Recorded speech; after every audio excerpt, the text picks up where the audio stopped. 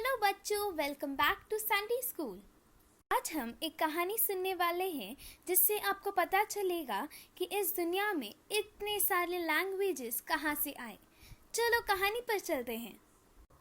आदि में जब परमेश्वर ने दुनिया और उसमें सब कुछ बना दिया और समय होते होते मनुष्य का पाप बढ़ते गया और परमेश्वर को अफसोस हुआ कि उन्होंने मनुष्य को बनाया।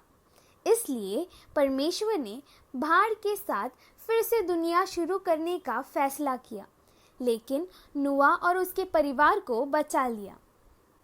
उसके बाद नूह के परिवार में बच्चे थे, फिर उनके बच्चे हुए, फिर उनके बच्चे, फिर उनके बच्चे, जिन सब के बाद पृथ्वी पर फिर से लोग थे, बहुत सारे लोग, और वे सभी एक ही भाषा बात करते थे। क्या आप सोच सकते हैं कि हर कोई बिना किसी समस्या के सभी से बात कर सकता है? और वे सभी एक ही भाषा में बात करते थे और उनके पास बहुत सारे विचार थे।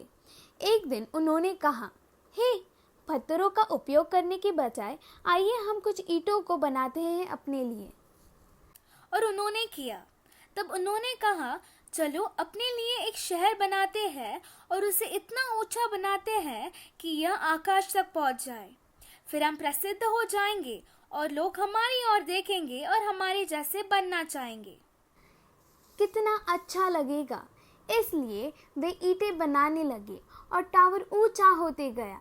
उन्होंने सीढ़ियां बनाई और टावर और ऊंचा होते गया और सीढ़ियां बनाई गई और टावर ऊंचा होते गया।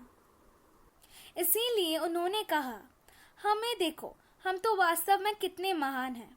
वे अपने काम से बहुत खुश थे। परमेश्वर जानते थे कि उनके लोग ईंटों के निर्माण वाले शहर का आविष्कार कर रहे थे और टावर बना रहे थे, और परमेश्वर को यह पसंद था। उनको अच्छा लगा कि उनके बच्चे अपने जीवन में आगे बढ़ रहे हैं। लेकिन परमेश्वर को एक बात पसंद नहीं आई। वे लोगों को परमेश्वर की ओर इशारा करने के लिए टावर नहीं बना रहे थे, बल्कि लोग उनकी तरफ देखें और वो लोग प्रसिद्ध हो, इसी कारण वे लोग टावर बना रहे थे। परमेश्वर जानते थे कि ऐसा करना उनके लिए अच्छा नहीं होगा, और यदि वे सोचते रहे कि वे परमेश्वर से अधिक महत्वपूर्ण हैं, तो वो स्वयं को नष्ट कर देंगे। परमेश्वर उनसे बहुत प्यार करते थे। वह उन्हें इस तरह से अपने आप को चोट पहुंचाने नहीं दे सकते। परमेश्वर ने सबको भ्रमित करने का निश्चय किया।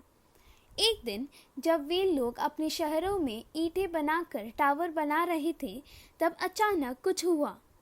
वे सभी एक भाषा में नहीं बोल पा रहे थे। वे एक दूसरे को समझ नहीं पाए। कोई हिंदी में बात कर रहा था, तो कोई उर्दू, तो कोई फ्रेंच, तो कोई हिब्रू, ना जाने और कौन से भाषा में। तो कोई एक दूसरे को समझ नहीं पाए और कोई एक दूसरे की भाषा को समझ नहीं पा रहे थे, जिस कारण वो आगे बढ़ नहीं पा रहे थे, आगे अपने इमारत के काम नहीं कर पा रहे थे, जिस कारण सब एक एक दिशा पर चले गए और इमारत का काम वैसे ही रह गया। और इस टावर को बाबेल के नाम से जाना जाता है, और यह टावर इराक नामक जगह पर अभी भी उपस्थित है। बाबेल के लोग सोचते थे कि उनको कोई रोक नहीं सकेगा, लेकिन यीशु मसीह की इच्छा के बिना और मदद के बिना हम कोई भी काम ठीक से नहीं कर पाएंगे। इसलिए हमारे जीवन के हर एक विषय में वो कोई भी काम हो सकता है, परंतु परमेश्वर के अनुग्रह और कृपा के बिना हम कुछ नहीं कर सकते हैं। यीशु मसीह आपसे बहुत प्यार करते हैं। आमीन।